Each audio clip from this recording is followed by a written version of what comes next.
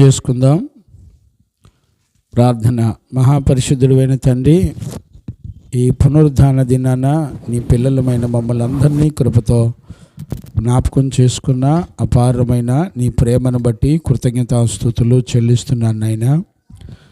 ఈ పునరుద్ధాన దినాన బలమైన శక్తి కలిగిన నీ స్వరాన్ని వినడానికి కృప దయచేయండి నాయనా.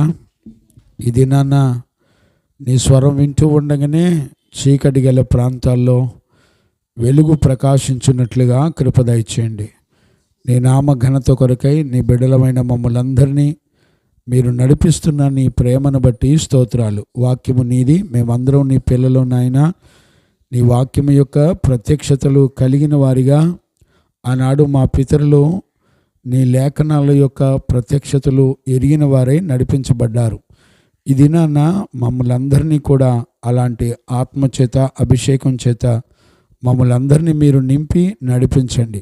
ఈ పరిచర్యలకు విరోధంగా పోరాడుతున్న శత్రువుని సిగ్గుపరిచి నీ నామ ఘనత కొరకై మమ్మల్ని అందరినీ పరిశుద్ధులుగాను నీతిమంతులుగాను చేసినందుకు కృతజ్ఞతాస్తుతులు చెల్లిస్తూ యేసయ్య నిన్ను అడిగి పొందినాము తండ్రి, ఆమెన్. ప్రార్థన ఆలకించి అడిగినవన్నీ పొందుకునే భాగ్యం ఇచ్చి నడిపించిన యేసయ్యకు స్తోత్రము చేయదము.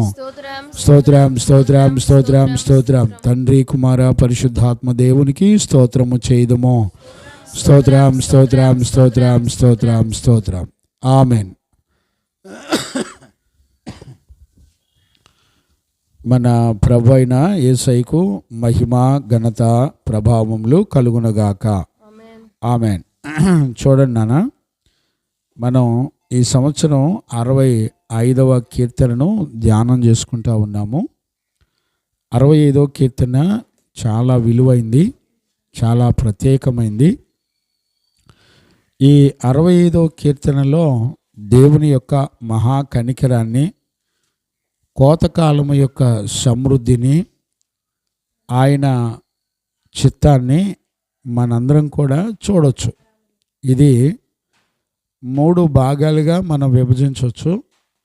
మొదటి వచనం నుండి 4 వచనాల వరకు దేవుని యొక్క మహా కనికరాన్ని గురించి మనందరం చూడొచ్చు. ఆ తర్వాత 4 నుంచి 5 నుంచి 8 వచనాల వరకు రెండవ భాగము, 9 నుంచి 13 వచనాల వరకు మూడవ భాగాన్ని మనం చూడొచ్చు. ఈరోజు మొదటి భాగాన్ని మనందరం కూడా నేర్చుకుందాం. 65వ కీర్తన మొదటి నుంచి 4 వచనాలు చదువుకొని ధ్యానం చేసుకుందాం. దేవా, సియోనులో మౌనముగా నుండుట, సియోనులో మౌనముగా నుండుట, నీకు స్తుతి చెల్లించుటే, నీకు స్తుతి చెల్లించుటే, నీకు మ్రొక్కుబడి చెల్లింపవలసి ఉన్నది, నీకు మ్రొక్కుబడి చెల్లించవలసి ఉన్నది. ప్రార్థన ఆలకించువాడా, ప్రార్థన ఆలకించువాడా, సర్వ శరీరులు నీ యొద్దకు వచ్చెదరు, సర్వ శరీరులు నీ దగ్గరకు వచ్చెదరు. నా మీద మోపబడిన దోషములు భరింపజాలనివి, మా మీద మోపబడిన దోషములు భరింపజాలనివి, మా అతిక్రమముల నిమిత్తము, మా అతిక్రమముల నిమిత్తము నీవే ప్రాయశ్చిత్తము చేయుదువు, నీవే ప్రాయశ్చిత్తము చేయుదువు. నీ ఆవరణములలో నివసించునట్లు, నీ ఆవరణములలో నివసించున్నట్లు నీవు ఏర్పరచుకొని చేర్చుకొనువాడు ధన్యుడు, నీవు ఏర్పరచుకొని చేర్చుకొనిన వాడు ధన్యుడు. నీ పరిశుద్ధ ఆలయము చేత, నీ పరిశుద్ధ ఆలయము చేత, నీ మందిరములోని మేలు చేత, నీ మందిరములోని మేలు చేత మేము తృప్తి పొందేదము, మేము తృప్తి పొందేదము. చాలు. చూడండి నాన్న, 4 వచనాలు చాలా విలువైనవి.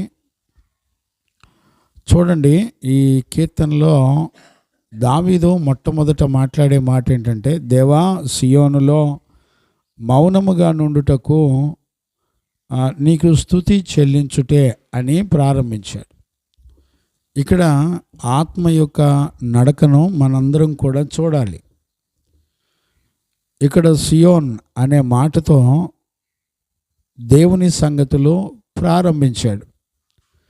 సియోన్ అనంటే దేవుని సన్నిధి, లేకపోతే పరిశుద్ధ పర్వతం, లేకపోతే ఆయన చిత్తాన్ని సంపూర్ణంగా చేయువారు, ఇట్లా పరిశుద్ధుల సమూహము అని కూడా వస్తుంది. ప్రప్రథమంగా సియోన్ అంటే ఆయన సన్నిధి, అంటే ఆయన ఉండే ప్రదేశము అని కూడా వస్తుంది. ఇక్కడ దావీదుకు ప్రత్యక్షపరచబడిన విషయాలు ఏంటంటే, సియోనులోనంట మౌనంగా ఉండుట నీకు స్తుతి చెల్లించుటే అని రాయబడింది. మౌనంగా ఉండటం అనేది చాలా ప్రాముఖ్యమైన అనుభవం. ఇది సియోన్ అనేది దేవుని సన్నిధితో కూడింది. ఇప్పుడు దేవుని సన్నిధిలో ఒక మనిషిట మౌనంగా ఉండడం కూడా స్తుతి చెల్లించుటే అని రాయబడింది. ఇక్కడ చూడండి, మొట్టమొదటి ఇక్కడ విలువలను మనం గుర్తుపట్టాలి. సియోన్ అంటే ఆయన సన్నిధి. అంటే ఈ రోజున ఒక మనిషి దేవుని సన్నిధిని కోల్పోయిన వాడిగా ఉన్నాడు అనే విషయాన్ని గుర్తుపట్టాలి. చూడండి, మన మట్టి శరీరానికి ఎంతో ఘనతని, విలువలని మనం ఇస్తూ ఉంటాం. దేవుని యొక్క ఉన్నతమైన ఆయన సన్నిధి యొక్క విలువ ఎంత గొప్పదో ఈ రోజుల్లో గ్రహించలేని పరిస్థితి.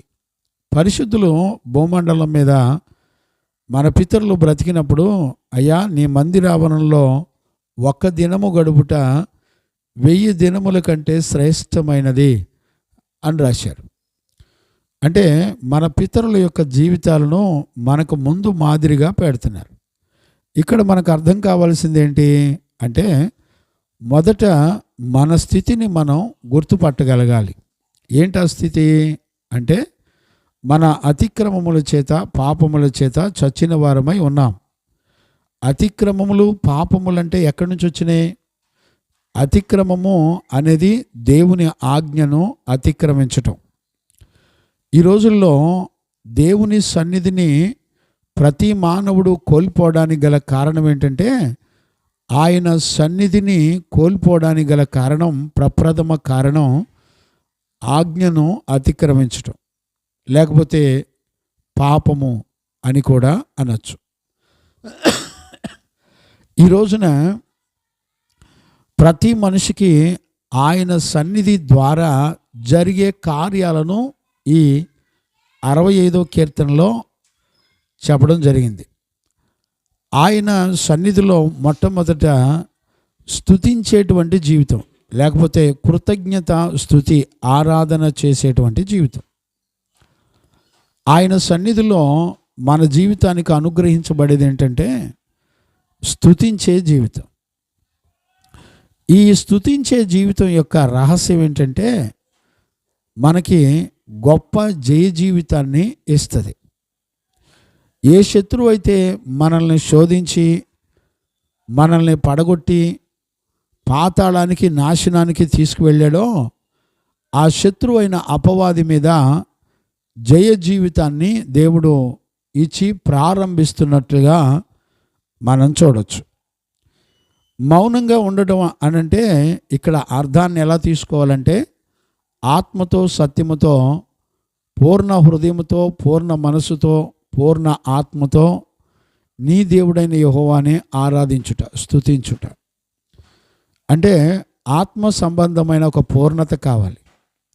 ఈరోజు చూడండి, మన ప్రార్థనలో నేను పూర్ణ హృదయం కలిగి నిన్ను ఆరాధించాలి అని అడిగేవాళ్ళు ఉంటారండి? అడుగుతారయ్యా? మరి అడగనప్పుడు రాసుకొని అది ప్రార్థన చేయాలి కదా, రాసుకోవాలి కదా. దెమ్మ చూసినట్టు చూడటమే మన పని. ఎన్ని ఉపదేశాలన్నా వినండి, ఏది రాసుకోవాలో ఏది రాసుకోకూడదో కూడా పాయింట్ అవుట్ తెలియదు అసలు. దేవునికి మహిమ కలుగునగాక. Praise the Lord. ఇక్కడ మనం ఒక్కొక్క అనుభవాన్ని మనం ఆలోచించాలి, ప్రార్థించాలి, ఆ జీవితం కొరకు ఆశించాలి. ఉత్తిగానే రాదండి. మనందరం వచ్చి కూర్చొని వాక్యం విని వెళ్ళడం వల్ల రాదు. మీరు వాక్యం విని వెళ్ళిన తర్వాత ఈ వాక్యాన్ని ధ్యానం చేయడానికి టైం స్పెండ్ చేయకపోతే మీ అంత మోసపోయేవాళ్ళు ప్రపంచంలో ఎవరు ఉండరు.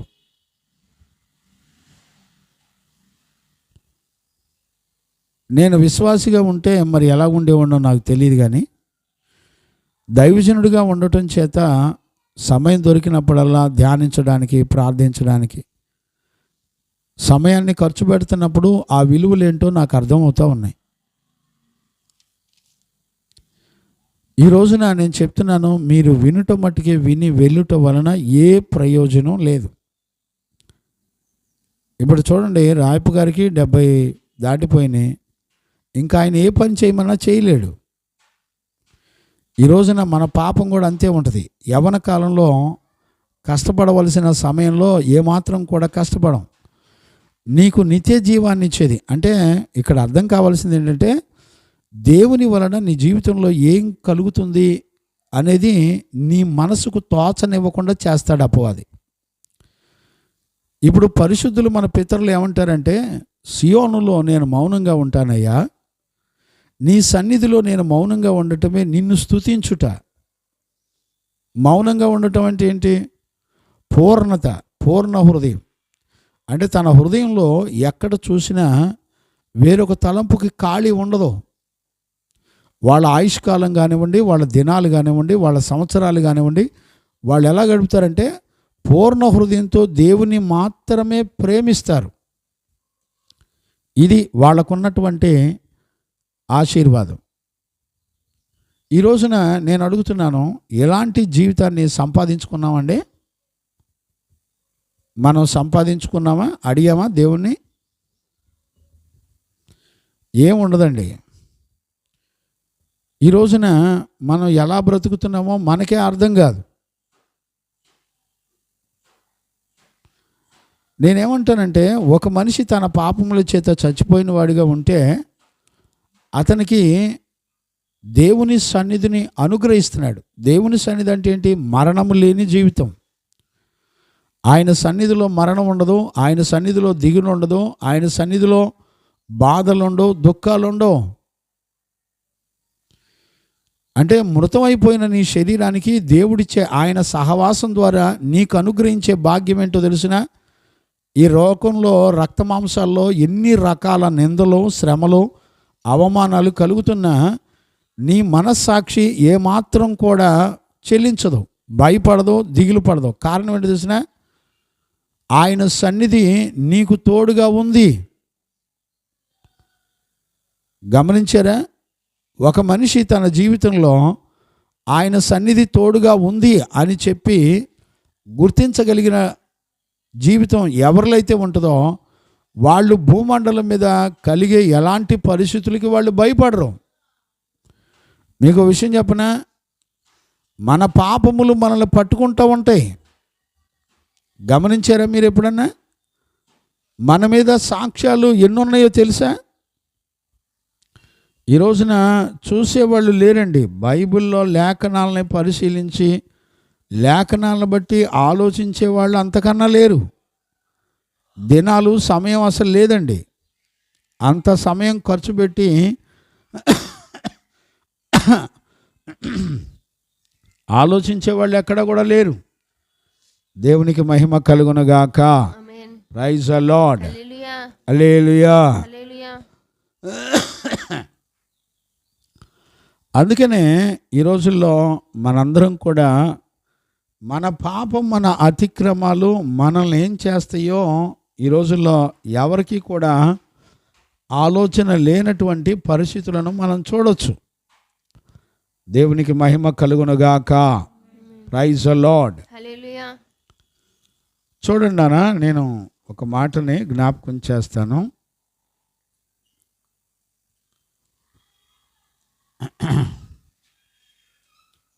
Praise the lord.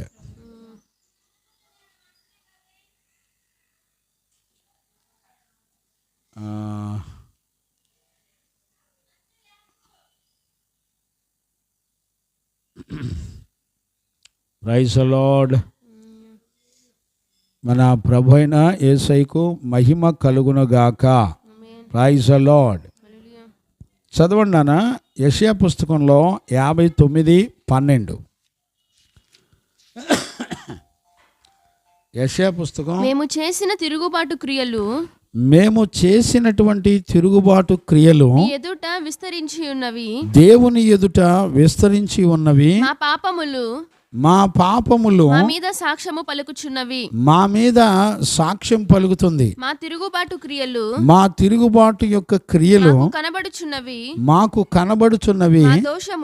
మా దోషములు మాకు తెలిసే ఉన్నవి. గమనించారా? మన దోషాలే మన మీద సాక్ష్యం చెప్పి తీర్పులోకి తీసుకెళ్తుంటే దేవుని సన్నిధి ఏం చేస్తుందో తెలుసునా? దేవుని సన్నిధిలో నిన్ను స్తుతించేవాడిగా చేస్తుంది. ఆయన సన్నిధిలో నీ ప్రార్థన ఆలకించేదిగా చేస్తుంది. ఆయన సన్నిధి ఎలాంటిదంటే నీ మీద మోపబడిన దోషములు భరించలేనిదిగాను, మా అతిక్రమముల నిమిత్తము ప్రాయశ్చిత్తము దేవుడే చేశాడట. దేవుని సన్నిధి మనిషికి ఏమిస్తుందంటే నీ దోషాలకి ప్రాయశ్చిత్తం అనేది చేయటం అనేది జరుగుతుంది. ఆదాము యొక్క ఆజ్ఞ అతిక్రమం ఒక దిగంబరినిగా చేసి దేవుని నుండి దూరం చేస్తే ఒక బలి అర్పణ పరిశుద్ధపరిచి అతనిని మరలా దేవుని యొద్దకు చేర్చింది. ఈ రోజున ఎవరు గుర్తుపట్టగలుగుతున్నారు? అందుకనే మన పాపములు మనల్ని పట్టుకుంటూ దేవుని సన్నిధికి దూరం చేసిన ఆ బ్రతుకులో నుండి 65వ కీర్తన మనకు తెలియజేసేది ఏంటంటే, నీకు సియోనులో నీకు చోటిస్తాడు ఆయన. ఆయన సన్నిధి నీతో కూడా ఉంచుతాడు. ఆయన నీ నోట స్తుతిని ఉంచుతాడు.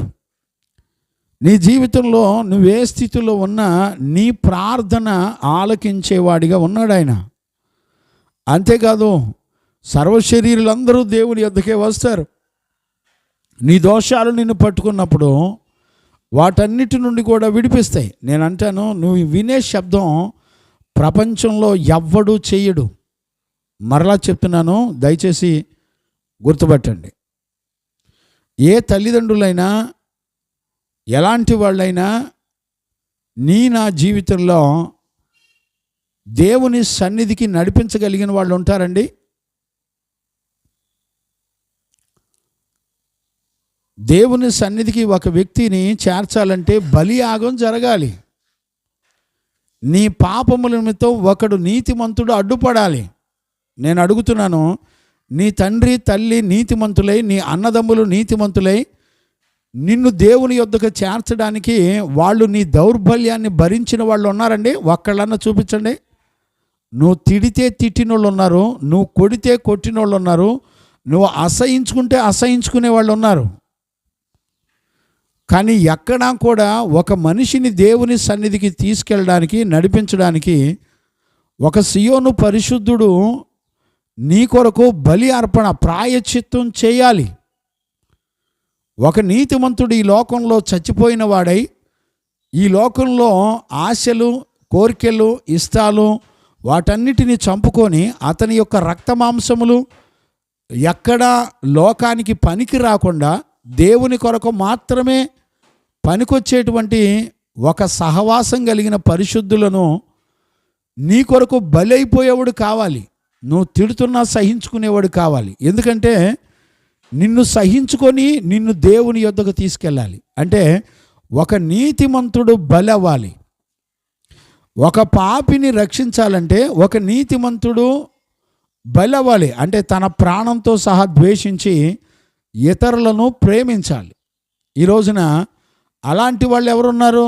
నువ్వు కానుకలు ఇస్తే పెద్ద పెద్ద బిల్డింగులు, అపార్ట్మెంట్లు కట్టుకునేవాళ్ళు ఉన్నారు, కానీ సంఘంలో పేదవారికి అప్పులు తీర్చేవాళ్ళు ఉన్నారండి? సంఘంలో పేదవారికి అప్పులు తీర్చేవాళ్ళు ఉన్నారా? అపోస్తులు, పరిశుద్ధులు వాళ్ళు ఏ మాదిరి చూపించారు సంఘాలకి? ఈ రోజున మహా అయితే దశంభాగాలు మనకి ఇవ్వబడుతున్నాయి. కానీ ఆ రోజుల్లో వాళ్ళ దగ్గరికి ఎలాంటి కానుకలు వచ్చినాయి తెలిసినా? ఇళ్ళు వాకిళ్ళు అమ్మేసి ఇచ్చేసారండి. కానీ వాళ్ళ కొరకు ఏమాత్రం వినియోగించుకోవాలా. క్షయమైపోయే వస్తువుల కొరకు ఏమాత్రం వినియోగించుకోలే. వాళ్ళు దేని కొరకు ఖర్చు పెట్టారో తెలిసిన, సంఘములో పేదలైన వారికి వారి పాప శాపముల వలన ఆర్థిక ఇబ్బందులలో బంధించబడిన వారి కట్లు తెంచి వాళ్ళందరినీ పరిశుద్ధ సంఘములో చేర్చి ప్రార్థించారు. ఏమండి, ఈ రోజున కానుకలేసేవాడు చిరిగిన చొక్కాలతో అట్టానే ఉంటున్నాడు సంఘంలో. దైవజనుడు మాత్రం కోట్లు సూట్లు వేసుకొని తిరుగుతున్నాడు. ఈ రోజున వైజాగ్లో ఒక దైవజనుడు కూతురు వివాహం చేశారండి. అంబానీ కూడా అలా చేసి ఉండడేమో అనిపిస్తుంది. ఏమండి, దేవుని పిల్లలు ఇచ్చిన కానుకలతో ఒక దైవజనుడి యొక్క వివాహాన్ని, ఒక దైవజనుడి యొక్క కూతురు మ్యారేజ్ని సినిమా యాక్టర్లు కూడా చేసుకోలేరండి. మరి అంత డబ్బు ఎక్కడి నుంచి వస్తుందో, ఏం జరుగుతుందో అర్థం కావట్లేదండి. అందం మోసకరమని చెప్పట్లా, రేపొద్దున సంఘాలకి ఏం బోధిస్తారు? ఏమండి, దైవజనుడి వివాహానికి సంఘంలో పిల్లలందరూ ₹1,000 వేసుకొని ఖర్చు చేసి డబ్బులు ఇచ్చారండి. ఆ డబ్బులన్నీ తీసుకెళ్ళి వాళ్ళు చేసే, మీకు కావాలంటే వాట్సాప్ ఉంటే పంపిస్తాను, మీరు చూడండి. అసలు నాకు భయము వణుకు పుట్టిందండి. నీకు కానుకిచ్చినోడు అప్పులు అట్టానే ఉన్నాయి, కానీ వాడి వెండి బంగారాలన్నీ దోచుకుంటున్నావు. ఈ రోజున ఎలాంటి సేవలు జరుగుతున్నాయి నాకు అర్థం కావట్లా. ఆ రోజున పితరులు పరిశుద్ధులు ఏం చెప్తున్నారో తెలిసిన, నానా ఒక మనిషికి పాపికి దేవుడు సియోన్, ఆయనతో ఉండేటువంటి సన్నిధిని దేవుడు నీకు ఇస్తున్నాడు. ఆయన ఉన్నటువంటి వ్యక్తి యొక్క జీవితం ఎలాగుంటుందంటే ఎల్లప్పుడూ స్తుతియాగం చేస్తూ ఉంటాడు. ఆయన ఉన్న వ్యక్తి, ఆయన సన్నిధి ఉన్న వ్యక్తి ఏమాత్రం కూడా దిగులు పడి టెన్షన్తో మాట్లాడడం, మౌనంగా ఉంటాడు. ఎందుకంటే తన ఆత్మతో ఆరాధిస్తాడు, సత్యముతో ఆరాధిస్తాడు, పూర్ణ హృదయముతో ఆరాధిస్తాడు. అంటే భూత భవిష్యత్ వర్తమానాల గురించి వాళ్ళకి ఎలాంటి భయము భీతి ఉండదండి. ఈరోజు నోరు తెరిస్తే దేవుడు ఏం చేశాడనే ప్రశ్నించే వాళ్ళు ఎక్కువైపోయారు. ఈ రోజున ఏ లేఖనాలు వింటున్నారో, ఎలాంటి వాళ్ళై ఉన్నారో కూడా అర్థం కాని పరిస్థితుల్లో ఉంటున్నారు. దేవుడు ఒక మనిషికి అనుగ్రహించే వాటిని నమ్మేవాడు లేడండి. ఎవడైనా నీకు ఉద్యోగం ఇస్తాడంటే నమ్మగలుగుతున్నారు, ఎవడైనా నీకు లోన్లు ఇస్తున్నారంటే నమ్మగలుగుతున్నారు, ఎవడైనా నీకు సహాయం చేస్తున్నాడంటే నమ్మగలుగుతున్నాడు. దేవుడు అన్నాడు, నా సన్నిధి నీకు తోడు ఉంచుతాను, నువ్వు ఎక్కడికి వెళితే అక్కడికి నీతో కూడా నేను వస్తాను. నువ్వు చేయాల్సిన పని ఏంటి? దేవుని స్తుతించు, పూర్ణ హృదయంతో దేవుని ఆరాధించు, సెకండ్ యాక్షన్ లేకుండా బ్రతుకు దేవునితో. ఉన్నదండి, ఆయన సన్నిధి ఏం చేస్తుందంట? ప్రార్థన ఆలకించేటట్టు చేస్తుంది. దేవునికి మహిమ కలుగునుగాక. Praise the lord. ప్రార్థన ఆలకించేటట్టు చేస్తుంది. నువ్వే స్థితిలో ఉన్నా నువ్వు మొరపెట్టినప్పుడు నీకు ఉత్తరం ఇస్తుంది. గమనించారండి, ఈ భూమండలం మీద 2 రకాలుగా మొరపెట్టడం అనే పద్ధతులు ఉన్నాయి. ఈ భూమండలం మీద నిజమైన దేవుడు మన రక్షకుడు. చూడండి, ఇక్కడ చక్కటి మహిమ కిరీటాలు ఉన్నాయండి. ఇశ్రాయేలులకు దేవుడు చక్కటి మహిమ కిరీటాలు ఇచ్చాడు. ఒక మహిమ కిరీటం ఏంటో తెలిసిన, నీకు రక్షణ ఇవ్వటమే అదొక మహిమ కిరీటం. కిరీటం అంటే ఎంతో విలువైంది, ఘనమైనది. దాన్ని మరలా ఎవ్వడూ కూడా తీసివేయలేడు, శాశ్వతమైనది. గమనించారండి, రక్షణ అనేటువంటి కిరీటాన్ని దేవుడు మనకిస్తున్నాడు. ఈ రోజున నీ పాపం నిన్ను పట్టుకునేటప్పుడు, నీ దోషం అతిక్రమం నిన్ను పట్టుకునేటప్పుడు, భూమి ఆకాశాలు నీ మీద సాక్ష్యం పలుకుతున్నప్పుడు ఆయన సన్నిధి నీకు ఇచ్చేదేంటో తెలిసిన, ఆయన సన్నిధి నీకు రక్షణ కిరీటాన్ని ఇస్తూ ఉంది. ఈ రోజున నీ మనస్సాక్షిలో దేవునితో నీకు కలిగిన సహవాసాన్ని ఎంత విలువిస్తున్నావు చెప్పు. అపోస్తులుడైన పౌలు 1200 కిలోమీటర్లు ప్రయాణం చేసి రమ్మంటే శిష్యులంతా కూడా మాట విని ప్రయాణం చేస్తున్నారండి. మాట వినేవాళ్ళు ఉంటారండి.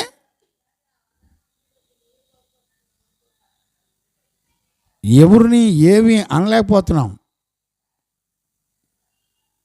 మన మీద దేవుని ఆత్మ సాక్ష్యమిస్తూ, మన మీద సర్వప్రకృతులు సాక్ష్యమిస్తూ, మన దేహమే మన మీద సాక్ష్యమిస్తూ, తీర్పుకు సిద్ధంగా ఉన్నటువంటి మన బ్రతుకులో దేవుడు తన సన్నిధిని ఇస్తున్నాడు. ఈ రోజున ఎవరు గమనించగలుగుతున్నారు? ప్రార్థన ఆలకిస్తున్నాడు. ఎవరు గమనించగలుగుతున్నారు చెప్పండి? అందుకని ఏలియా గురించి యాకోబు ఎంతో చక్కటి అనుభవం రాశాడు. 5వ అధ్యాయం 11వ వచనం చదవండి నాన్న. యాకోబు పుస్తకం. సహించిన వారిని ధన్యులనుకొనుచున్నాము కదా. మీరు యోబు యొక్క సహనము గూర్చి వింటిరి. ఆయన ఎంతో జాలియు కనికరమును గలవాడని. ఏలియా మన వంటి స్వభావం గలవాడని రాసాం. ఎక్కడది? 17వ వచనం. 17. ఏలియా మన వంటి స్వభావము గల మనుష్యుడే. చూడండి, ఏలియా మన వంటి స్వభావం గలవాడే. వర్షింపకుండునట్లు ఏం చేశాడంట? వర్షింపకుండునట్లు అతడు ఆసక్తితో ప్రార్థన చేయగా 3.5 సంవత్సరముల వరకు భూమి మీద వర్షింపలేదు. 3.5 సంవత్సరాల వరకు వర్షం పడలేదండి. అతడు మరలా ప్రార్థన చేయగా ఆకాశము వర్షమిచ్చెను. భూమి తన ఫలమునిచ్చెను. చూసారా? ప్రార్థన చేస్తే, ఒక నీతిమంతుడు ప్రార్థన చేస్తే, ఏమండి, నీ కొరకు ఒక నీతిమంతుడు మొరపెట్టి, నీ కొరకు ప్రాణం పెట్టి, నిన్ను సహించుకొని దేవుని సన్నిధిలో నిన్ను నిత్యము చూడాలని ఒక దైవజనుడు నీ కొరకు బలయ్యి తన ఇష్టాల్ని, కోరికల్ని, తన జీవితం మొత్తాన్ని త్యాగం చేసుకొని, నష్టపరుచుకొని నిన్ను కాపాడుకునేదే ఆయన సన్నిధి. నువ్వు చుట్టాలతో గడుపుతావు, బంధువులతో గడుపుతావు, భార్య భర్తతో గడుపుతుంది, భర్త భార్యతో గడుపుతుంది, బిడ్డలు తల్లిదండ్రులతో గడుపుతారు, తల్లిదండ్రులు పిల్లలతో గడుపుతారు. దేవుని సన్నిధి గడపడానికి కుదరదు. టైం లేదు. బైబిల్ చదవం, టైం లేదు. నేను చెప్తున్నాను, అంత్య దినాల్లో క్రైస్తవులే తమను తాము మోసపరుచుకొని నాశనానికి వెళ్ళేవాళ్ళు. అన్యజనులన్నా కడపటి వాళ్ళు మొదటి వాళ్ళు అవుతారు, కానీ మొదటి వాళ్ళమైన మనబోటి వాళ్ళందరూ ఖచ్చితంగా కడపటి స్థితికి వచ్చేస్తుంది. నమ్మాను అని చెప్పి మోసపోయే వాళ్ళలో క్రైస్తవులే నెంబర్ 1గా ఉంటారు. గమనించారండి? ప్రార్థన చేయండి. వీధి సువార్తలకు వెళ్ళబోతున్నాం. ప్రార్థన చేయండి వేకుజామున. మీలో ఎవరైనా రాగలిగితే రావచ్చు. కనుక ఏలియా మన వంటి స్వభావం కలిగిన వాడే, కానీ అతడు దేవుని సన్నిధిని కలిగిన వాడిగా ఉన్నాడు. అతను ప్రార్థన చేస్తే ఎలాంటి కార్యాలైనా భూమండలం మీద దేవుడు చేయడానికి ఇష్టపడ్డాడు. ఈ రోజున ఒక దైవజనుడికి దేవుడు ఏ విలువిచ్చాడో చూసారా? ఆయన సన్నిధిని తోడుగా ఉంచుతున్నాడు. మోషే, నా సన్నిధి నీకు తోడుగా ఉంటుంది, నీకు ముందుగా నేను నడుస్తానని చెప్పాడు ఆయన. ఈ రోజున ప్రతి మనిషి దేవుని సన్నిధిని కోరుకోవాలి, ఆశించాలి. అయ్యా నువ్వుంటే నాకు చాలయ్యా. ఈ రోజున ఒక ఆయన ఒక పాట పాడుతున్నాడు. ఏం పాట తెలిసిన? ఏం పాటయా ఇసాక్? ఏం పాట? సెల్ ఫోన్ ఉంటే చాలు నాకు యేసయ్యా. ఇంకేంటి? వాట్సాప్ చాలయ్యా. ఇంకేంటిది? ఫేస్బుక్ చాలయ్యా, ఇన్స్టాగ్రామ్ చాలయ్యా, యూట్యూబ్ చాలయ్యా. ఏమండి? పిల్ల దగ్గర నుంచి పెద్దోళ్ళ వరకు. మా ప్రశాంత్ గడికి ఫోన్ ఇచ్చి ఏం చేస్తాడు తెలిసిన? నేనేమో లౌడ్ స్పీకర్ పెట్టిస్తాను, వాడు ఏం చేస్తాడు తెలిసిన? ఒక్కోసారి అటు ఇటు చూస్తాడు, లౌడ్ స్పీకర్ ఆపి మాట్లాడతాడు. మళ్ళీ నేను కనపడ్డాను అనుకో, మళ్ళీ మార్చేసి మళ్ళీ లౌడ్ స్పీకర్ పెడతాడు. ఆడికి నా ఫోన్ కూడా తెలుసు ఇట్ అంటడం. మరి నా నెంబర్లో పాస్వర్డ్లు అవన్నీ బాగా చూస్తాడు పద్దాక పక్క నుండి. అయ్యా అయ్యా ప్రశాంత్ బాబు గారు వాడికి తెలియంది లేదు. వాడు యూట్యూబ్లో ఓపెన్ చేసి ఏది పెట్టుకోవాలో వాడికి తెలుసు. ఏం పెడతారా అయ్యా, ఏం పెడతారా? యూట్యూబ్ ఆన్ చేసి ఇస్తే నువ్వేం పెడతావు అయ్యా? ఏంటిది? రాజా నీ సన్నిధిలో పెడతావా? అవునయ్యా, యేసుప్రభు పాటలు పెట్టుకుంటాడు కదా. మీకు తెలీదు, మీరన్నా అది ఇది కెలుగుతారు, ఆడైతే అట్టేం గెలకడం కదరా. దేవునికి మహిమ కలుగునుగాక. Praise the lord. మీ కొరకు ఒక విజ్ఞాపన కర్తగా ఒక నీతిమంతుడైన యేసుక్రీస్తు, ఆయన మన కొరకు విజ్ఞాపన కర్తగా ఆయన మన కొరకు ఉన్నాడంట తండ్రి కుడిపార్శాన. ఆయన తండ్రి కుడిపార్శాన ఉండి ఏం చేస్తున్నాడు?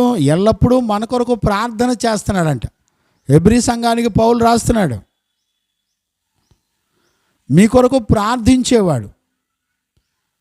ఏంటి? మీ దౌర్బల్యాన్ని భరించే ఒక నీతిమంతుడు అడ్డుపడకపోతే నీ ప్రార్థన ఎవడు ఆలకించడు.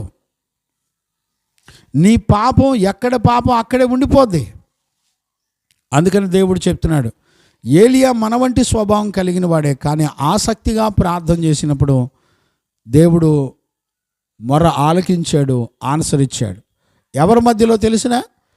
అన్ని దేవతల మధ్యలో. ఇప్పుడు చూడండి, ఇక్కడ మొదటి రాజుల పుస్తకంలో 18వ అధ్యాయం 24 నుంచి చదువునానా? 18వ అధ్యాయం 24 నుంచి చదవండి. తరువాత మీరు మీ దేవత పేరును బట్టి ప్రార్థన చేయుడి. ఇప్పుడు చూడండి, 2 రకాల ప్రార్థనలు. ఒకటి సజీవుడైన యేసయ్యకు ప్రార్థన, రెండవది అన్య దేవతలకు మనుషులు చేసే ప్రార్థన. గమనించారా? ఇప్పుడు ఏలియా ఏమంటున్నాడంటే, మీ దేవునికి మీ దేవతలకి ప్రార్థన చేయండి. నేనైతే యెహోవా నామమును బట్టి ప్రార్థన చేయుదును. ఏ దేవుడు కట్టెలను తగలబెట్టుట చేత ప్రత్యుత్తరమిచ్చును ఆయనే దేవుడని నిశ్చయించుదుము రండని ఏలియా మరలా జనులతో చెప్పగా జనులందరూ ఆ మాట మంచిదని ఉత్తరం ఇచ్చిరి. చూసారండి, ఏ దేవుడు ప్రత్యుత్తరం ఇస్తాడో ఆయనే నిజమైన దేవుడు. ఈ రోజున విలువ ఉందండి. నీ ప్రార్థనకి జవాబిచ్చేవాడన్న సంగతి, నీకు ఆయన సన్నిధిని దేవుడు నీకు తోడిచ్చాడన్న సంగతి నీ మనసుకు అర్థమైందండి. గుడికి రాకుండా, దేవుని సన్నిధికి రాకుండా నీ ఇష్టం, ఎవరిని గద్దించకూడదు, ఎవరిని ఏమనకూడదు, తీయటి మాటలు చెప్పి లాలీపాప్ ఐస్ క్రీములు కనుక తినిపిస్తే సరదాగా తీయగా ఆనందించేటట్టు ఉన్నారు. అందుకనే పౌలు అన్నాడు, సంఘానికి తీయటి మాటలు చెప్పమాకండి, తప్పును తప్పుగా ఖండించండి, బుద్ధి చెప్పండి, సరిచేయండి. అది దైవజనుడి యొక్క జీవితం. నీతి విషయమై శిక్ష చేస్తాడు, అంటే ట్రైనింగ్ ఇస్తాడు నీకు. ప్రతి విషయాన్ని, నీ జీవితంలో జరిగే ప్రతి విషయం ఎవరికి తెలవాలో తెలిసినా నీతిమంతుడైన దైవజనుడు తెలవాలి. తెలిస్తే నిన్ను కాపాడుకుంటాడు. నీ బ్రతుకులో నిన్ను నాశనం చేసే ప్రతి దానిని కాపాడుకుంటాడు. తెలివి జ్ఞానం చెప్తాడు. తెలివి జ్ఞానం దొరికే దగ్గర వెతికి పట్టుకోండి అన్నాడు కదా. వెతుకుతున్నారా? వెతకడం అంటే ఏంటో తెలిసిన అసలు ఎక్కడ దొరికిద్దో వెతుకుతున్నావా? దేవుని పిల్లలు కొంతమంది ఉన్నారు, 24 గంటలు దైవజనుడు ఎప్పుడు దొరుకుతాడా? అయ్యా మాకేదైనా సబ్జెక్ట్ చెప్పండి, మాకేదైనా చెప్పండి, మేము నేర్చుకుంటామని అడిగేవాళ్ళు ఉన్నారు. ఫోన్ చేస్తారండి కనీసం? ఎవరిని ఏమనకూడదు. నువ్వేం కోల్పోయావో నీకు తెలిస్తేనేగా నువ్వు అడగగలిగేది.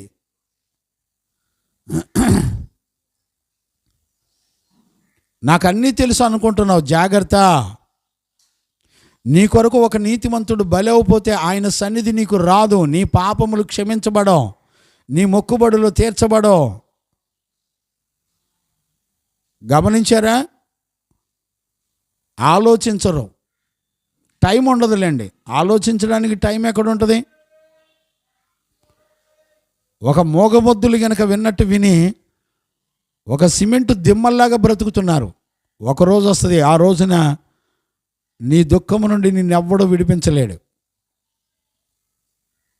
నిన్ను చూసి నీ కుటుంబంలో నీ తల్లిదండ్రులు, బంధుమిత్రులు సంతోషపడవచ్చేమో, కానీ దేవుడు సంతోషపడ్డాం.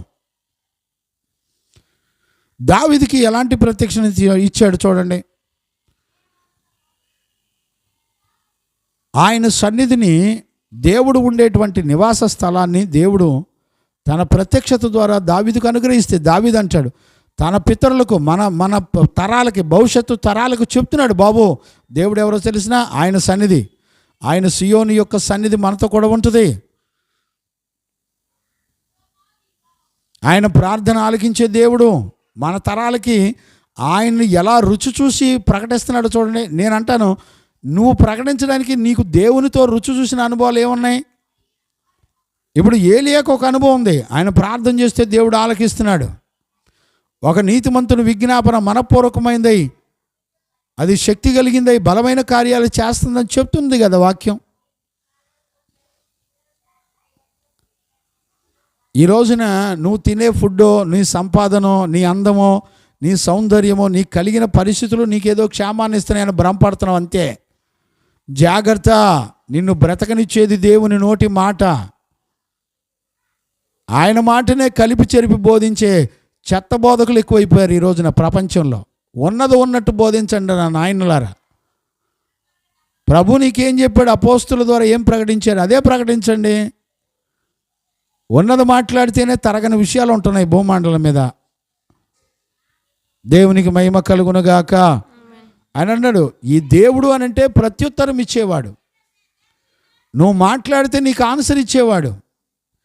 నీ పాపంతో కానీ నీ క్యారెక్టర్తో కానీ పని లేదండి. నువ్వే స్థితిలో ఉన్నా ఆ దేవుడంట ప్రార్థన ఆలకించేవాడు. ఆయన ఎప్పుడు నీ కొరకు ఒక నీతిమంతుడు బలి అయినప్పుడు నీ ప్రార్థన ఆలకిస్తాడు. ఒక నీతిమంతుడు నీ కొరకు బలి అర్పణగా మార్చబడకుండా నీ ప్రార్థన నువ్వెంత చేసినా నీ ప్రార్థన దేవుని సన్నిధికి చేరదు. నిన్న దైవస్వరూపి నాని అయ్య గారు మొన్న మంచి మాట చెప్పారు, నేను విన్నాను. మొన్న మీటింగ్లు జరిగినప్పుడు దైవజనులు చక్కగా మాట్లాడుతూ, నీ కొరకు దైవజనుడు త్యాగం చేయకుండా నీకు దేవునికి రిలేషన్స్ ఉండవు. ఖచ్చితంగా చెప్పాడు. నేను చాలా ఆనందించాను ఆ మాటను బట్టి. బిడ్డలారా, సత్యాన్ని ఉన్నది ఉన్నట్టు చెప్పండి.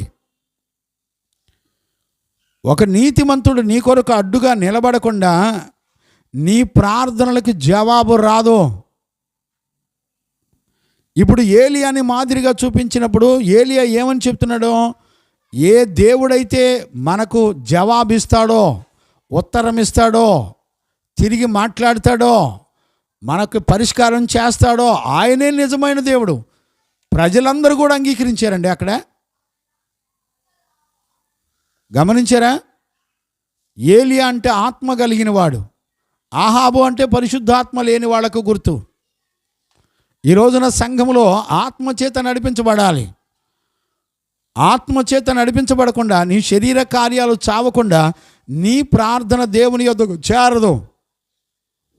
నువ్వు చేసే ప్రార్థన తిరిగి నీ యొద్దలోనికే వస్తుందని దావీదు కీర్తనలో రాయబడి ఉంది.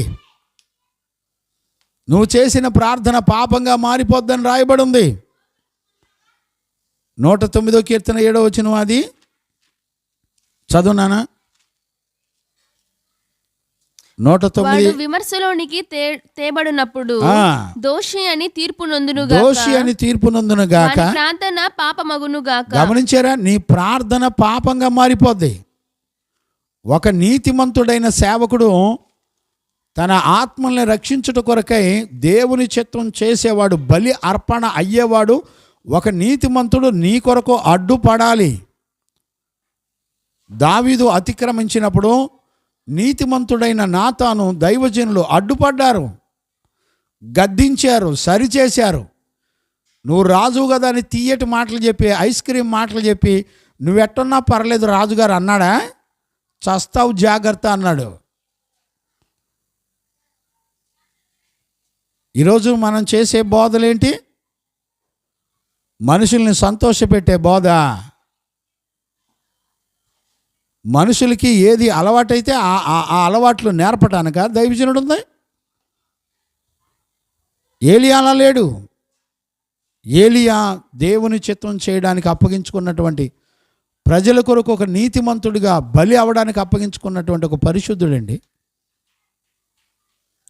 చదవండి అక్కడ, ఏ దేవుడు కట్టెలు తగలబెట్టుడి చేత ప్రత్యుత్తరం ఇచ్చునో ఆయనే దేవుడని నిశ్చయించుకుందాము రండి అని ఏలియా మరలా జనులతో చెప్పగా జనులందరూ ఈ మాట మంచిదని ప్రత్యుత్తరం ఇచ్చిరి. అప్పుడు ఏలియా బయలు ప్రవక్తలను పిలిచి మీరు అనేకులై ఉన్నారు గనుక మీరే మొదట ఒక ఎద్దును కోసుకొని సిద్ధము చేసి దేవత పేరును బట్టి ప్రార్థన చేయుడి. ఇప్పుడు చూడండి, దేవతను బట్టి ప్రార్థన చేయటం ఒకటి, జీవము గల దేవుని నామాన్ని బట్టి ప్రార్థన చేయటం ఒకటి. గమనించారా? ఒక విగ్రహ దేవతలకు నువ్వు చేసే ప్రార్థన పనికిరాదు, ప్రత్యుత్తరం రాదు.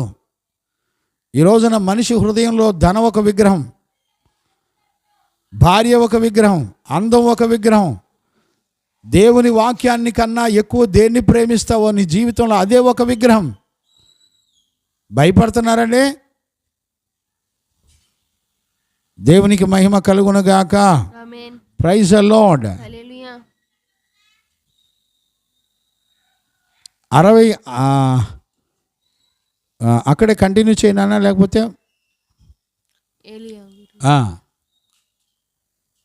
మీ దేవత పేరు పెట్టి ప్రార్థన చేయడి, అయితే మీరు అగ్ని ఏమియు క్రింద వేయవద్దని చెప్పగా వారు తమకు ఇయ్యబడిన ఎద్దును తీసుకొని సిద్ధము చేసి ఉదయము మొదలుకొని మధ్యాహ్నము వరకు బయలా మా ప్రార్థన వినమని బయలు పేరును బట్టి ప్రార్థన చేసిరి గాని. గమనించారా? నీ హృదయంలో ఒక విగ్రహాలను పెట్టుకొని నువ్వు ఎంతకాలం ప్రార్థన చేసినా నీ బ్రతుకులో మారు మనసు రాదు, నీ బ్రతుకులో దేవుని కార్యాలు జరగవు. టైంపాస్. గమనిస్తున్నారా నాన్న? టైంపాస్ అయిపోతుంది. విగ్రహములు నోరుండి మాట్లాడవు, చెవులుండి వినవు. గమనించారా? కాళ్ళుండి నడవు, ఏ పనులు కూడా చేయలేవవి. కనుక నువ్వు ఒక విగ్రహం మాదిరిగా, అన్ని దేవతల మాదిరిగా నువ్వు ఉండకూడదు. సజీవులే కదా దేవుని స్తుతిస్తారు. కాబట్టి ఈ రోజున నీకు ప్రత్యుత్తరం ఇచ్చే దేవుని సన్నిధిని నువ్వు సంపాదించుకోవాలి. ఒక పరిశుద్ధులు నీ కొరకు బలి అవ్వాలి. దేవునికి మహిమ కలుగునుగాక. Praise the Lord. హల్లెలూయా. అందుకనే ఈరోజు మనకు అర్థం కావాల్సింది ఏంటంటే, ఆయన సన్నిధి ద్వారా మనకు అనుగ్రహించబడే భాగ్యములో నీ పాప దోషాలు నిన్ను పట్టుకొని నిన్ను ఆరని అగ్నికి నడిపించే నీ దోషాలు, నీ అతిక్రమాలు, పాపాలన్నిటి నుండి దేవుడు విడిపించడాన్ని మనం చూడొచ్చు. దేవునికి మహిమ కలుగునుగాక. Praise the lord. ప్రపంచంలో నీ పాపం నుండి విడిపించడానికి ఒక బలి జరగాలి అనే ఆలోచన నీకు తెలుసండి? నీకు వాక్యం చెప్పే సేవకుడు తన ప్రాణంతో సహా ద్వేషించేవాడై ఉండాలి. నువ్వేసే కానుకలతో లగ్జరీ లైఫ్లు అనుభవించేవాడు కాదండి. ప్రాణంతో సహా నష్టపరుచుకునేవాడు కావాలి. అలా బలైనప్పుడు, ఆ బలిని అంగీకరించినప్పుడు దేవుడు ఏం చేస్తాడంటే, ప్రతి పాపాన్ని కడిగి పవిత్రపరిచి నిన్ను నీతిమంతుడిగా చేస్తాడు. దేవునికి మహిమ కలుగునుగాక. ఆమేన్. Praise the Lord. మన ప్రతి పాపాన్ని మరలా జ్ఞప్తికి రానంతగా దూరం చేస్తాడు. చదవండి నాన్న 103 కీర్తన 12వ వచనాన్ని చదవండి.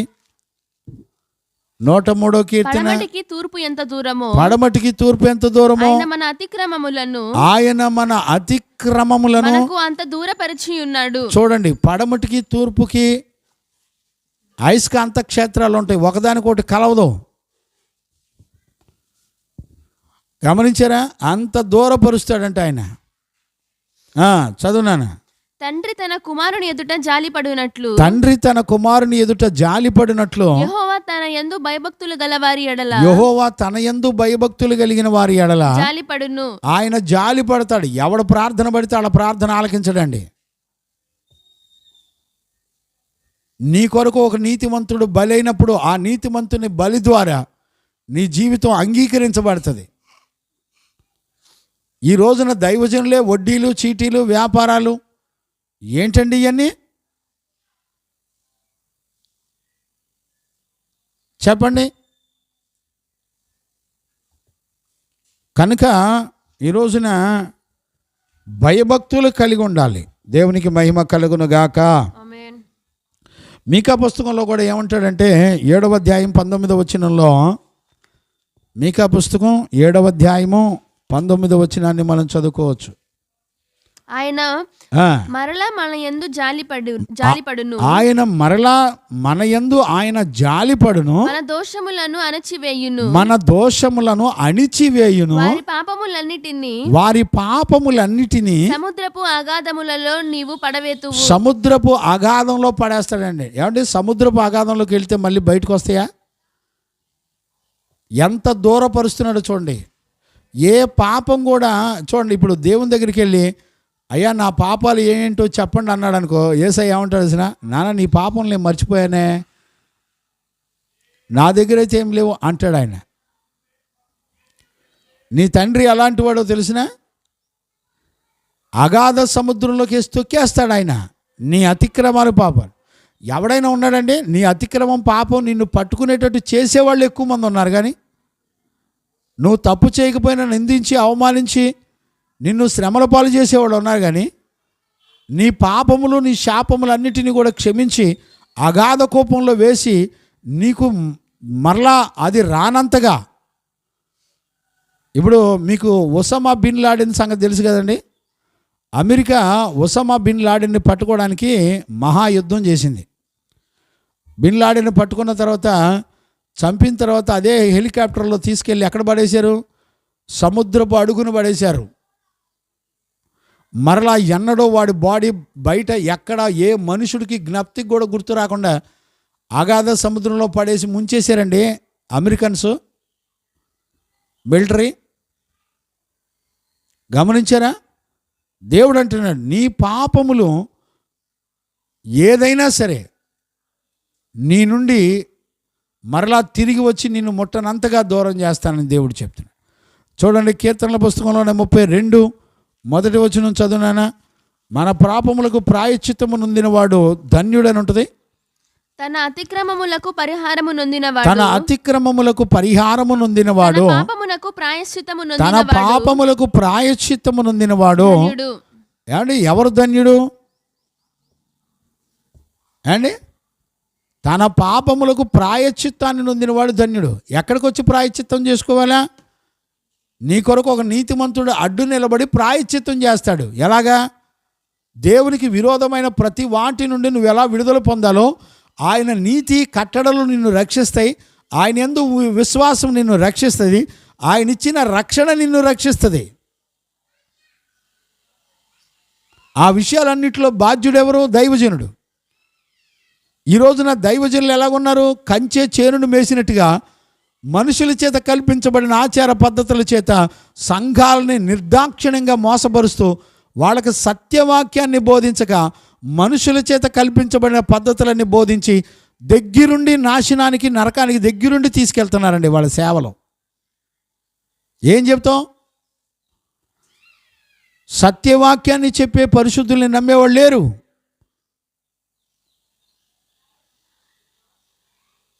చూసారా, తన పాపములకు పరిహారము నొందినవాడు, ప్రాయశ్చిత్తము నొందినవాడు ధన్యుడని రాశాడు.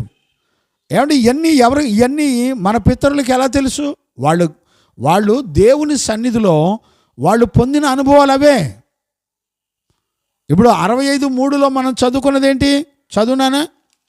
నా మీద మోపబడిన దోషములు చూడు, నా మీద మోపబడిన దోషములు భరింపజాలనివి, అసలు భరించుకోవడానికి వీల్లేనటువంటి పరిస్థితి. మా అతిక్రమముల నిమిత్తము నీవే ప్రాయశ్చిత్తము చేయుదువు. చూసారా, ఒక నీతిమంతుడే ప్రాయశ్చిత్తం చేయాలి. ఈ రోజున దైవజనుడు నీతో సహవాసం ఎందుకు చేస్తున్నాడు? ఎందుకు దైవజనులకు ఫోన్ చేయాలా? దైవజనులతో చిన్న ప్రార్థన చేయించుకోవాలి ఎందుకు? ఏం పని పాటలేదా? సహవాసం చేయాలి. ఆయన సన్నిధి తన పరిశుద్ధులతో కూడా ఉంచాడు. ఆయన అనేకుల పాపం నుండి ప్రాయశ్చిత్తం చేత దేవునికి దగ్గరై రక్షించబడాలని దైవజనుడు బలైపోతూ ఉంటాడండి. ఈ రోజున అలాంటి బిడ్డలు నీతిమంతులు లేకపోతే ప్రపంచం ఎంత సర్వనాశనం అయిపోద్ది. ఆలోచించేవాళ్ళు ఉన్నారా? నీ పాపం నిన్ను పట్టుకోకుండా ఒక నీతిమంతుడు అడ్డుపడుతూ ఉంటాడు. ఒక నీతిమంతుడు ఏం మాట్లాడుతున్నాడో నీకు మైండ్ పనిచేస్తుందా? ఒక నీతిమంతుడు నీతో మాట్లాడినప్పుడు ఆయన మాటలు నువ్వు గ్రహించుకోవట్లేదంటే నిన్ను దేవుని నుండి నీ పాపం నిన్ను ఎడబాసింది, నిన్ను దూరం చేసేసింది. ఎప్పుడు కూడా తండ్రితో సహవాసం లేకుండా చేసేదే అపవాదండి, పాపం. నీ కొరకు ప్రాయశ్చిత్తం అయిపోయి బలైపోయి నిన్ను కాపాడుకునే ఒక నీతిమంతుడి నుండి నిన్ను దూరం చేసేదేంటో తెలిసిన? పాపమే, నీ గర్వమే, నీ చెడుతనమే. ఈ రోజున మనం దేవుని యొద్దకు రావాలా. అందుకని 65వ కీర్తన మనకు చెప్పేది ఏంటంటే, నానా మీరు సియోను సన్నిధికి రండి, అక్కడ మొక్కుబడులు చెల్లించండి, మీరేమేమి మొక్కుకున్నారో చెల్లించండి. ఆయన ఏంటో తెలిసిన? ప్రార్థన ఆలకించేవాడు. ఆయన ఏం చేస్తాడో తెలిసిన? మీ అతిక్రమాల దోషాలు భరించలేనిదిగా ఉంటే ఆ అతిక్రమములతో ప్రాయశ్చిత్తం అయిపోతారు. దేవునికి మహిమ కలుగునుగాక. Praise the lord. చదవండి నాన్న, ఒక మాట నేను జ్ఞాపకం చేస్తాను. 51వ కీర్తన 2వ వచనాన్ని చదవండి. నా దోషము పోవునట్లు నన్ను బాగుగా కడుగుము, నా పాపము పోవునట్లు. అయ్యలారా, పాపము దేవుని నుంచి ఎడబాసి నిత్య నాశనం అనేటువంటి మరణానికి అప్పగిస్తుంది. ఇప్పుడు మరణానికి అప్పగించే ప్రతి పాపాన్ని అంట దేవుడు ఏం చేస్తాడు తెలిసిన? కడిగి పవిత్రపరుస్తాడంట, హిమము కంటే తెల్లగా చేస్తాడంట, పరిశుద్ధపరుస్తాడంట. ఆయన సన్నిధి నీకు అర్థం కాదా? చదువు కంటిన్యూ చెయ్యి. నా పాపము పోవునట్లు నన్ను పవిత్రపరచుము, నా పాపములు పోవునట్లు నన్ను పవిత్రపరచుము. నా అతిక్రమములు నాకు తెలిసేయున్నవి, నా అతిక్రమాలు నాకు తెలిసే ఉన్నాయి ప్రభా. నా పాపం ఎల్లప్పుడు నా ఎదుటనే ఉన్నవి. నీకు కేవలము నీకే విరోధముగా నేను పాపము చేసి ఉన్నాను. గమనించారండి? నువ్వు చనిపోయినప్పుడు నీతో పాటు వచ్చేది ఏంటో తెలిసిన? నీ పాపమే. ఎక్కడ ఉంటుంది అది? తీతు పత్రిక చివరిలో ఉంటుంది అనుకుంటుంది, చూడండి. మన పాపములు మన వెంట వచ్చును అని రాయబడి ఉంటుంది. ఆ మాట పట్టుకోండి నాన్న. 4:7 ఎక్కడ ఉంటుంది చూడండి. మన వెంట మన అతిక్రమంలో వచ్చును అని ఉంటుంది.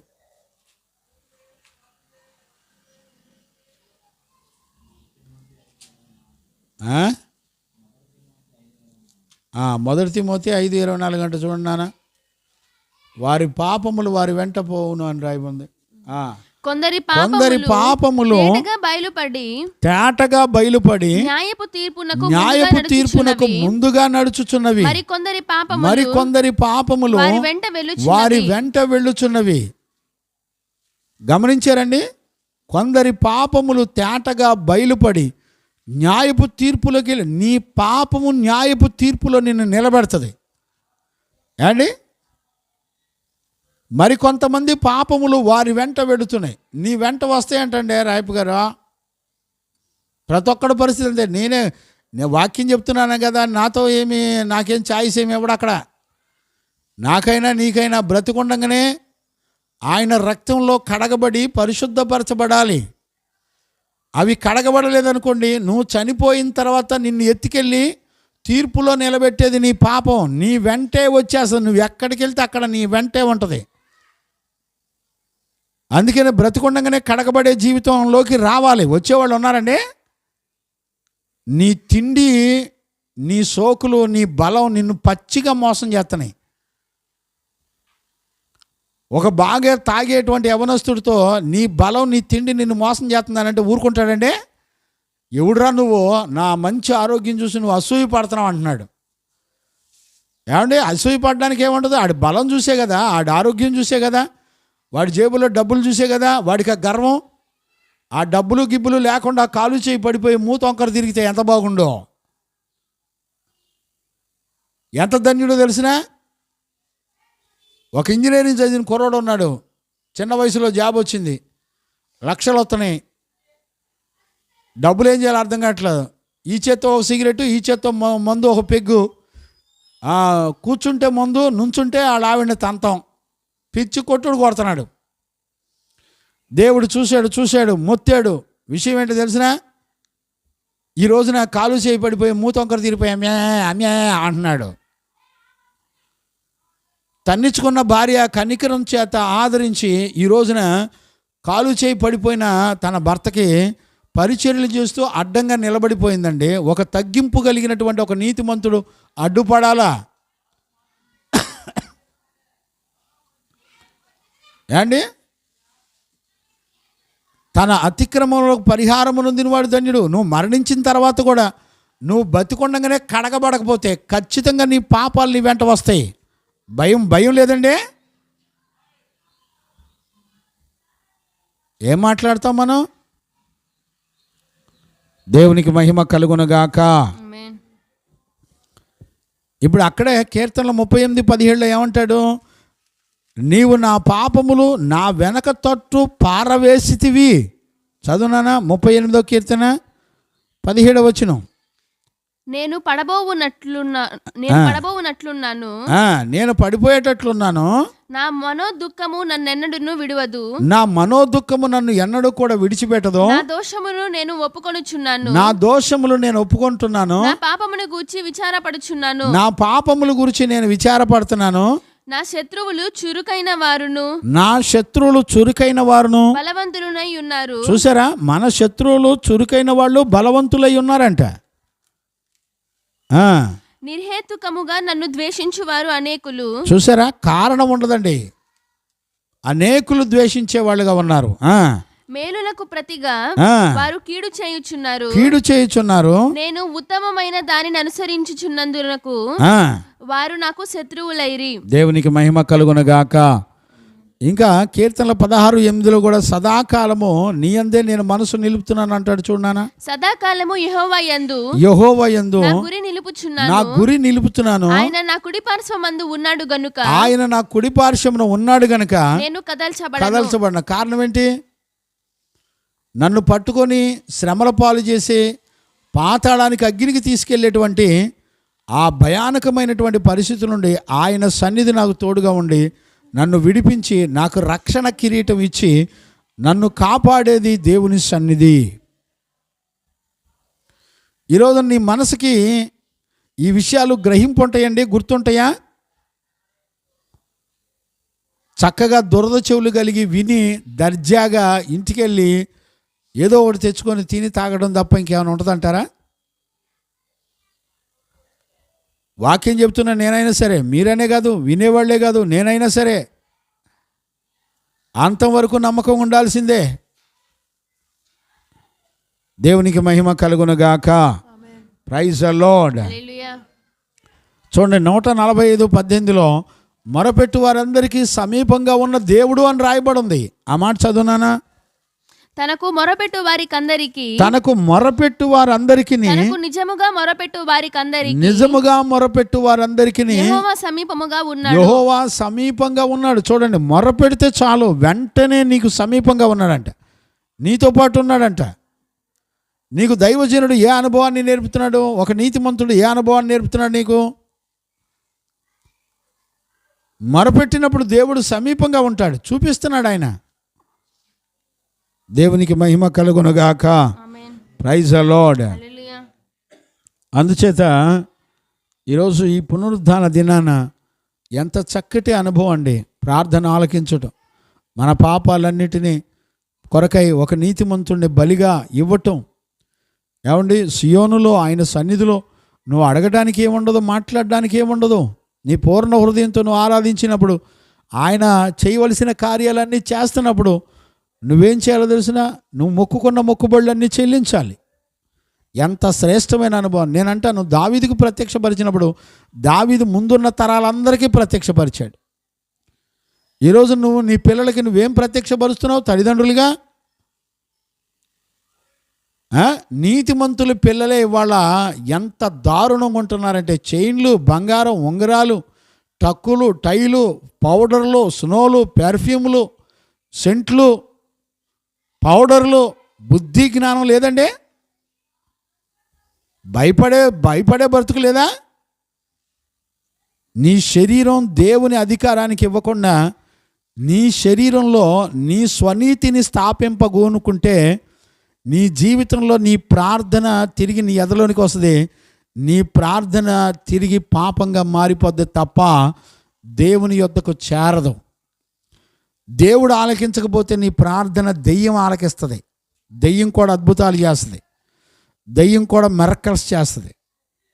నువ్వు మోసపోవద్దు. ఒక తండ్రిగా, దైవజనుడిగా నేను మిమ్మల్ని బతిలాడుకుంటున్నాను. కనుక ఈ పునరుద్ధాన దినాన మనందరం కూడా దేవుని సన్నిధిలో మేలుల చేత తృప్తిపరుస్తాడట. ఆయన మందిర ఆవరణలో నీకు మేలు దాచిపెట్టి ఉంచి నీవు ఏర్పరచుకున్న వాడు ధన్యుడు. అతడు ఆయన పరిశుద్ధ ఆలయము చేత, ఆయన మందిరంలోకి వచ్చినప్పుడు మేలు చేత తృప్తిపరుస్తాడంట. అందుకని సొలొమోను రాశాడు, మీకు గుర్తుందా? ప్రసంగి 1-2 అధ్యాయాలు చదవండి. సొలొమోను రాశాడండి. ఏమని రాశాడు తెలిసిన? అంతా వ్యర్థము వ్యర్థము వ్యర్థము అని రాశాడు. తృప్తి లేదంట. 1000 మంది భార్యలో ఉన్న తృప్తి లేదు, వెండి బంగారంలో ఉన్న తృప్తి లేదు. చివరికి ఏం చేశాడు తెలిసిన? సొలొమోను అంతటి జ్ఞానవంతుడు ఉమెన్, వైన్,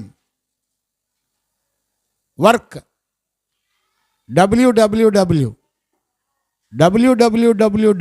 అన్నట్టుగా సొలొమోను పరిస్థితి శ్రీలోలుడైపోయాడు. చూసారా?